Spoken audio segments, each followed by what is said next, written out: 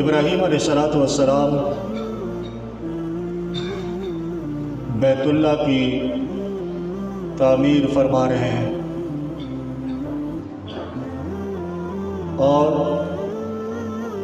اس سے قبل آپ نے اللہ کے حکم سے اپنے بیٹے اسماعیل اور اپنی اہلیہ حضرت ہاجرہ کو مکہ کی بے آب و گیاہ وادی میں چھوڑا اور ساتھ میں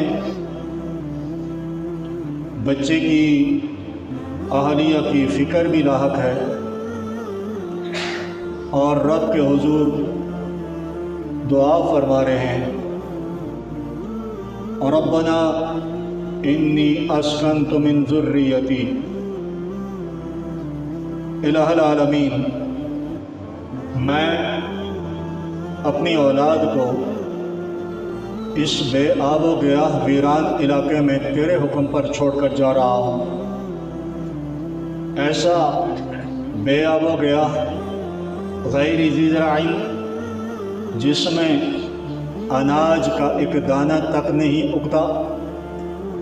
غیر ذی زرع جس میں کوئی ثمر آور پھلدار درخت نہیں، غیر ذی زرع جس میں کوئی سایہ دار درخت نہیں، غیر ذی زرع جس میں دنیا کی کوئی فصل نہیں اگتی،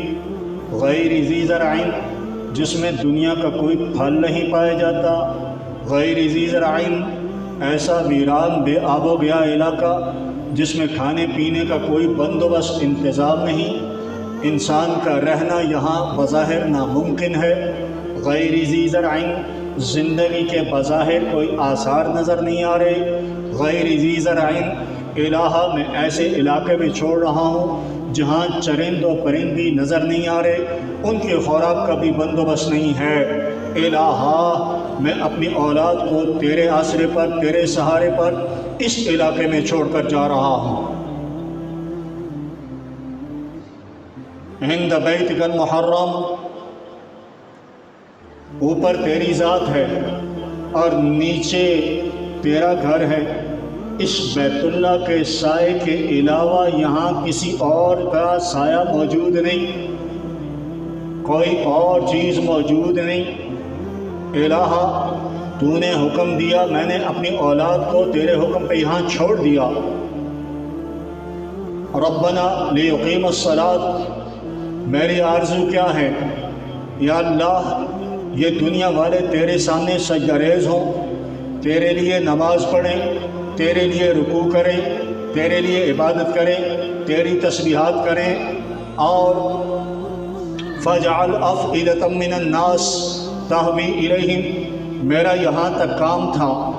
الہ میں نے تیرا گھر بنا دیا، اور اس کے بعد میں اپنے اس گھر کی تعمیر کی قبولیت کی دعا بھی تیرے سامنے کر رہا ہوں کہ ربنا تقبل منا انک انت السمیع العلیم، یہ کام کرنا میرا کام تھا، الہ میں نے تیرے حکم پر تیرا گھر تعمیر کر دیا، اب یہ نیکی میں نے کی ہے، اس کو قبول کرنے والی تیری ذات ہے، الہ میری اس نیکی کو قبول کرتے ہوئے فَاجْعَلْ أَفْئِدَةً مِّنَ النَّاسِ تَهْوِي إِلَيْهِمْ، لوگوں کے دلوں میں اس جگہ کی محبت ڈالنا، لوگوں کے دلوں کا رخ اس علاقے کی طرف پھیرنا، یا اللہ تیرا کام ہے، یہاں تک میرا کام تھا، یہ میں نے کر دیا ہے، اب اس سے آگے میرا کام نہیں، الہ اس سے آگے تیرا کام ہے کہ لوگوں کے دلوں میں اس جگہ کی، اس مقام کی محبت ڈال دے، لوگوں کا رخ اس علاقے کی طرف پھیر دے، یا اللہ دلوں کے حالات جاننے والا بھی تو ہے، یا مثبت القلوب، اے دلوں کے ثابت رکھنے والے، یا مقلب القلوب، اے دلوں کے پھیرنے والے۔ حدیث میں آتا ہے، حضور صلی اللہ علیہ وسلم نے فرمایا، انسان کا دل رب تعالیٰ کی دو انگلیوں کے درمیان ہے، چاہے جس طرف پھیر دے، چاہے جس طرف پھیر دے، یا اللہ لوگوں کا دل اس علاقے کی طرف پھیرنا، یا اللہ یہ تیرا کام ہے۔ پھر اللہ نے ابراہیم علیہ السلام کی یہ دعا اس طرح قبول کی کہ قرآن خود کہہ رہا ہے کہ من کل فج عمیق، کوئی کہاں سے آ رہا ہے، علی کل ضامر یأتین من کل فج عمیق، کوئی لاغر اونٹنی ہے وہ بھی اس سفر میں سعادت سمجھ کے چل رہی ہے، کوئی تیز اونٹنی ہے، کوئی تیز سفر کر رہا ہے، کوئی آہستہ چل رہا ہے، کوئی ہوائی سفر کر رہا ہے، کوئی زمینی سفر کر رہا ہے، کوئی آبی سفر کر رہا ہے، ہر ایک آدمی اس جانب سفر کرنے کو اپنی سعادت سمجھتا ہے۔ یہ ابراہیم علیہ السلام کی دعا کا نتیجہ تھا، تہوی الیہم الہا، لوگوں کے دلوں کو اس طرف پھیرنا تیرا کام ہے۔ وارزقہم من الثمرات، مجھے نہیں پتا تو روزی کہاں سے دے گا، تو مسبب الاسباب ہے، تو سارے اسباب کا پیدا کرنے والا ہے، اور پھر تو اسباب کا محتاج بھی نہیں ہے۔ الہ وارزقہم من الثمرات، یہ اپنی بیوی اور اپنا بیٹا تیرے گھر کے سائے میں چھوڑ کے جا رہا ہوں، ان کو بھی وارزقہم، اور جو یہاں آئے تیرے گھر کے دیدار کے لیے، تیرے گھر کے طواف کے لیے، یہاں عبادت کے لیے، والرکع السجود، رکوع کے لیے آئے تب بھی، سجدے کے لیے آئے تب بھی، نماز کے لیے آئے تب بھی، طواف کے لیے آئے تب بھی، جس عبادت کے لیے آئے، وارزقہم الہ، تیرا کام ہے ان کو روزی پہنچانا، جہاں سے مرضی ہے پہنچا، تو مسبب الاسباب ہے، ہر ایک کو یہاں وافر روزی عطا فرما۔ آج اسی دعا کا نتیجہ ہے کہ دنیا کا کوئی پھل، دنیا کی کوئی چیز ایسی نہیں جو کعبۃ اللہ میں دستیاب نہ ہو۔ یہ ابراہیم علیہ السلام کی اس دعا کا نتیجہ ہے۔ حالانکہ مکہ میں آج بھی کوئی چیز اگ نہیں رہی، آج بھی اس کے پہاڑ چٹیل ہیں، سنگلاخ پہاڑ ہیں، لیکن اس کے باوجود دنیا کا ہر پھل، ہر فروٹ، ہر غذا وہاں آپ کو دستیاب ہوگی۔ یہ ابراہیم علیہ السلام کی دعا کا نتیجہ ہے۔ اس کے ساتھ ساتھ ابراہیم علیہ السلام نے ایک دعا کی تھی، ربنا وابعث فیہم رسولا منہم یتلو علیہم آیاتک ویزکیہم ویعلمہم الکتاب والحکمہ۔ الہ، ایک دعا اور کر رہا ہوں، ابھی قانون فطرت ہے، جب بھی کوئی مزدور مزدوری کرتا ہے، جب بھی کوئی بندہ کام کرتا ہے تو اس کو اجرت دی جاتی ہے۔ جس طرح میں نے گزشتہ جمعے میں حدیث بیان کی تھی کہ وہ ایک مزدور نے مزدوری کی تھی اور اس کی مزدوری رہ گئی تھی، پھر وہ اپنی مزدوری وصول کرنے کے لیے کئی سال کے بعد آیا تھا۔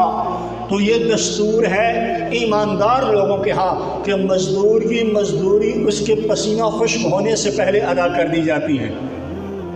اللہ تعالیٰ کی سنت بھی یہی ہے کہ اللہ تعالیٰ بھی کسی کے عمل کو، کسی کی مزدوری کو، کسی کے کام کو ضائع نہیں کرتے،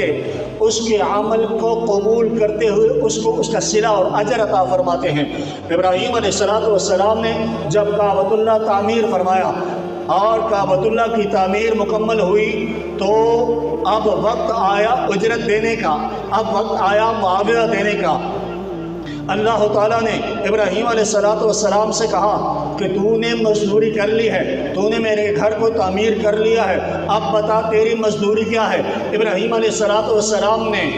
نقد کی صورت میں مزدوری طلب نہیں کی، خوراک کی صورت میں مزدوری طلب نہیں کی۔ ابراہیم علیہ السلام نے جو مزدوری طلب کی ہے آپ سن کے حیران ہو گئے۔ ابراہیم علیہ السلام نے ہماری ہدایت کی دعا کرتے ہوئے مزدوری طلب کی ہے۔ ابراہیم علیہ السلام نے مزدوری اس انداز میں طلب کی، ربنا وابعث فیہم رسولا منہم یتلو علیہم آیاتک، اے اللہ ایک اجرت مانگتا ہوں، وابعث فیہم رسولا منہم، ان میں ایک ایسا رسول بھیج، انہی میں سے ہو، کسی کا بیٹا ہو، کسی کا باپ ہو، کسی کا داماد ہو، کسی کا سسر ہو، کسی کا بھتیجا ہو، کسی کا بھانجا ہو، وَبَعَثْ فِيهِمْ رَسُولًا مِّنْهُمْ، انہی میں سے ایک رسول بھیجنا، یتلو علیہم آیاتک، اے اللہ اس کی ڈیوٹی یہ ہو، اس کا کام یہ ہو، تیری آیات تلاوت کر کر کے ان کو سناتا رہے، وَيُزَكِّيهِمْ،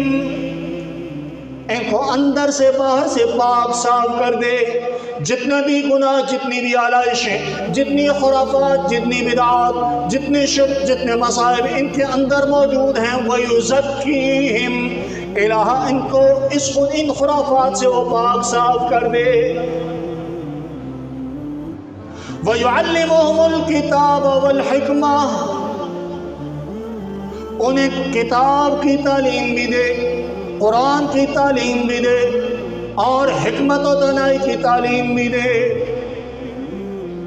اللہ اکبر۔ ابراہیم علیہ السلام نے یہ مزدوری چاہی، الہا مجھے میری مزدوری کا اجر اس صورت میں دے کہ ایک پیغمبر دے جو ان میں سے۔ اب کیسی کامل دعا ہے، وَبَعَثْ فِيهِمْ رَسُولًا مِّنْهُمْ، رسول ہو انہی میں سے ہو۔ اب انہی میں سے ہو کیوں؟ باہر سے کوئی آئے گا تو لوگ اعتراض کریں گے، بھائی یہ تو اجنبی ہے، یہ پردیسی ہے، ہمیں کیا پتا اس کا ماضی کہاں گزرا، کیسا گزرا ہے، ہم کیا جانے، اور اس کا نسب کیسا ہے، خاندان کیسا ہے۔ نبی تو اعلیٰ خاندان کا ہوتا ہے، نبی کے کردار اور صاف بہت اعلیٰ ہوتے ہیں، یہ پردیسی ہے، ہمیں اس کے بارے میں کوئی علم نہیں کہ اس کا ماضی کیسا گزرا ہے، اس لیے منہم، ایسا نبی بھیج انہی میں سے ہو، اس کا بچپن، اس کی جوانی، اس کی ساری عمر ان میں گزری ہو، تاکہ کوئی یہ اعتراض نہ کر سکے کہ اس کا ماضی کیسا گزرا ہے۔